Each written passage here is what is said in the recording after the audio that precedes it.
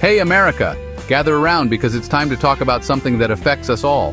This isn't just another news story, it's a reality check. Our nation's massive debt.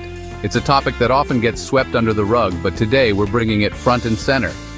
As of today, April 21st, 2025, that number has reached truly staggering heights, climbing higher than ever before in our history, soaring well past any previously recorded amount. It's a record we never wanted to break, but here we are. This isn't just your average credit card bill we can ignore. It's a looming crisis that demands our attention. This gargantuan sum of money represents obligations that the US government owes to individuals, businesses, and even other countries. It's a web of financial commitments that affects us all.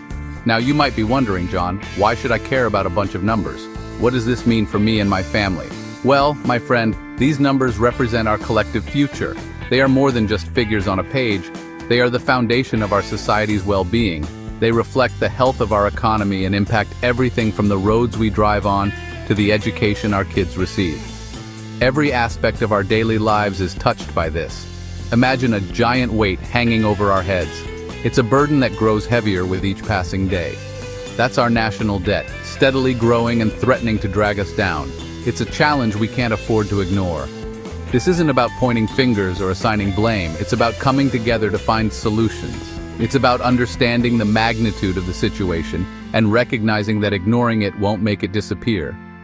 We need to be proactive. We need to face this head-on, just like we would any other serious problem. Together, we can find a way forward. All right, let's address the elephant, or rather the giant piggy bank, in the room. How did we accumulate such an astronomical debt? It's a question that has puzzled many and has significant implications for our future. The answer, my friends, lies in the complex world of government spending and revenue. It's a delicate balance that requires careful management. You see, every year the government spends money on essential services like defense, healthcare, and education. These are critical areas that ensure the well-being and security of our nation. That's all well and good, but here's the catch. Sometimes we spend more than we take in through taxes and other revenue streams. This imbalance creates financial strain. That difference, my friends, is called a budget deficit. It's a gap that needs to be filled, and often the solution is borrowing money. And when we have a deficit, we borrow money to cover the shortfall, adding to the national debt. This borrowing accumulates over time, leading to the massive debt we see today. Now, I'm not saying all government spending is bad. In fact, many expenditures are necessary for the growth and development of our society. We need essential services, and investments in infrastructure or education can be incredibly beneficial in the long run. These investments can lead to a more prosperous and well-functioning society. However, when we consistently spend more than we earn, it's like maxing out your credit card and only paying the minimum balance. This approach is unsustainable and risky. We end up drowning in interest payments, leaving less money available for the things that truly matter. This cycle of debt can be crippling, affecting not just our economy, but our daily lives and future opportunities. So how does the government borrow such enormous sums of money? Well, they issue something called Treasury bonds. Think of them as IOUs from Uncle Sam himself. Individuals, businesses, and even other countries can buy these bonds, essentially lending money to the US government with the promise of being repaid with interest down the line. These bonds are incredibly popular because they're considered relatively safe investments. After all, who's going to default on their debt before the United States government, right? But don't let that fool you into thinking there are no consequences to this borrowing spree. Remember those interest payments I mentioned earlier? Well, they come due whether we like it or not. The more debt we accumulate, the more we have to shell out in interest payments, diverting valuable resources from other crucial areas. It's like being stuck in a never-ending cycle of borrowing from Peter to pay Paul, except in this case, Peter is our future generations. Now, you might be curious about who's buying up all these treasury bonds. It's a question that often comes up when discussing national debt. Well, it turns out we have a diverse group of creditors with some familiar faces in the mix. These investors range from individual buyers to large financial institutions and even foreign governments. China and Japan, two economic powerhouses, are among the largest holders of US debt. Their investments are substantial, reflecting their significant roles in the global economy. They've invested heavily in our Treasury bonds over the years, making them key players in this whole debt saga. This long-term investment strategy helps stabilize their own economies while supporting ours. Now, I know what you're thinking. Doesn't it feel a bit strange owing so much money to other countries? It's a valid concern that many people share. It's like borrowing your neighbor's lawnmower and then asking for an extension on the loan year after year. This analogy highlights the ongoing nature of our debt obligations. It can create a complex geopolitical dynamic, with our creditors potentially having leverage over our economic decisions. This influence can shape international relations and policy making. While these countries are unlikely to call in their debts all at once, the possibility still exists and must be managed carefully. Their significant holdings highlight the global nature of our debt crisis.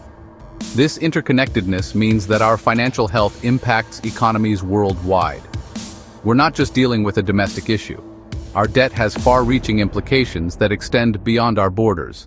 It's a global concern that requires careful navigation and responsible financial management. Addressing this issue demands cooperation and strategic planning on an international scale. Section 5, the interest monster. It keeps growing. Remember that giant weight of debt hanging over our heads? Well, it's getting heavier by the day thanks to the magic of compound interest. Every year we're not just paying back the principal amount we borrowed, but also interest on that debt. And as the debt grows, so do those pesky interest payments. In fact, interest payments on the national debt have become a significant line item in the federal budget, competing with essential programs for funding. It's like having a roommate who constantly borrows money and then spends their rent money on takeout, leaving you to pick up the slack.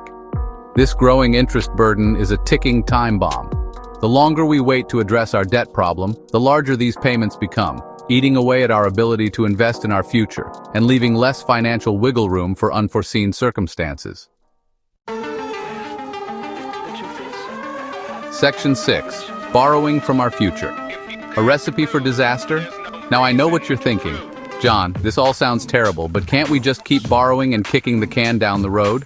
Well, my friend, that's a bit like saying, I'll just eat this entire cake now. I'm sure I won't feel sick later. Spoiler alert, you will feel sick, and so will our economy if we continue this unsustainable borrowing spree. Here's the thing. When we accumulate excessive debt, it's like maxing out all our credit cards. It limits our ability to respond to unexpected crises, whether it's a natural disaster, a global pandemic, or a sudden economic downturn. Moreover, excessive borrowing can spook investors and lead to higher interest rates, making it even more expensive to borrow money in the future. It's a vicious cycle that can spiral out of control if left unchecked. Section 7. Tightening our belts, taxes, cuts, or both. So, how do we escape this debt-ridden maze? It's not as simple as snapping our fingers and making it disappear, but there are potential solutions. The first, and perhaps least popular option, is raising taxes. Now, I know nobody likes the T word, but increasing revenue could help us chip away at the debt and fund essential programs. The other option, and equally unpopular, is cutting government spending. This would involve making tough choices about our priorities and potentially reducing funding for certain programs. It's a delicate balancing act that requires careful consideration of the potential consequences. Ultimately, the most viable solution likely lies in a combination of both, strategically increasing revenue while also streamlining spending and making government more efficient. It's not going to be easy, but it's crucial for the long-term health of our economy. Section 8. Washington's stalemate. Can't we all just get along? Here's the frustrating part. While experts agree that addressing the debt is crucial, actually getting anything done in Washington is like herding cats. It's a political minefield, with both sides of the aisle digging in their heels and refusing to budge. Politicians often prioritize short-term gains over long-term solutions, kicking the can down the road for someone else to deal with. It's like watching a bunch of toddlers argue over a broken toy instead of trying to fix it. We need our elected officials to put aside their differences and work together to find common ground.